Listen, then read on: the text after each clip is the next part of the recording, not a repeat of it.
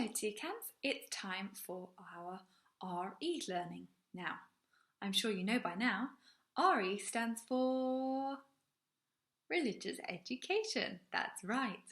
Okay, so we are continuing our topic of stories. Things that we can learn, lessons that we can learn from stories.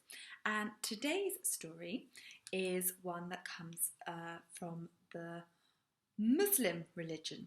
And this is the story of Bilal and the beautiful butterfly. And again, I've got it here on my iPad, so I'm going to read it from here, so I'll have to look down a little bit.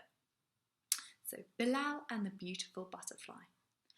At the weekend, Bilal went to visit his grandfather. The 2 days passed very quickly, and before Bilal knew it, his father had arrived to take him home. He said goodbye to his grandfather and went to sit in the car. He was looking out of the window as he waited for his father to collect his things. A butterfly, sitting on a flower a short distance away, fluttered its wings and flew to the car window. "You're going home, aren't you, Bilal?" said the butterfly in a tiny voice. Bilal was astonished. "Do you know me?" he asked. "Of course I do," smiled the butterfly. "I've heard your grandfather telling the neighbours about you." "Why didn't you come and talk to me before?" Bilal inquired. "I couldn't because I was in a cocoon up a tree in the garden," explained the butterfly. We know about those, don't we? "A cocoon? What's that?" asked Bilal, who was always a curious boy. "Let me explain from the beginning," said the butterfly as it took a deep breath. "We butterflies hatch out of the egg as tiny caterpillars. We feed ourselves by nibbling leaves. Later we use a liquid which comes out of our bodies like thread and wrap ourselves up in it. That little package we weave is called a cocoon. We spend a while inside that package as we wait to grow. When we wake up and come out of the cocoon, we have brightly coloured wings. We spend the rest of our lives flying and feeding ourselves from flowers." Bilal nodded thoughtfully. "You mean all those colourful butterflies were once caterpillars before they grew wings?" "Can you see the green caterpillar on that branch?" asked the butterfly. "Yes, I see it. It's nibbling away hungrily on a leaf." "That's my little brother," smiled the caterpillar. "In a while he'll weave a cocoon too, and one day he'll be a butterfly like me." Bilal had lots of questions to ask his new friend. "How do you plan to make this change? I mean, when do you come out of the egg? How long do you stay as a caterpillar? And how do you make the thread to weave your cocoons?" "I don't plan any of this," explained the butterfly patiently.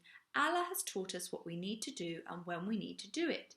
We just act in the way our Lord wills." Bilal was really impressed.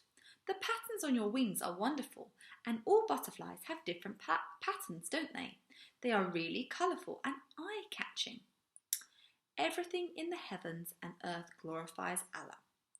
Do you not see that Allah sends down water from the sky, and by it we bring forth fruits of varying colours?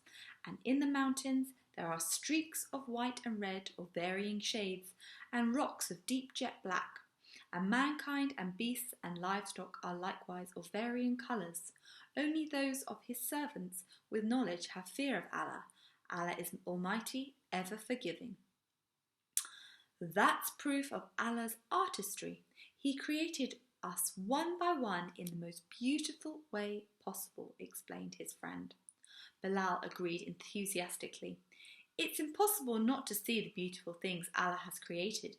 There are hundreds of examples all round us." The butterfly agreed. "You're right, Bilal. We need to give thanks to Allah for all these blessings." Bilal looked over his shoulder. "Ooh, my father's coming. It looks like we're about to set off.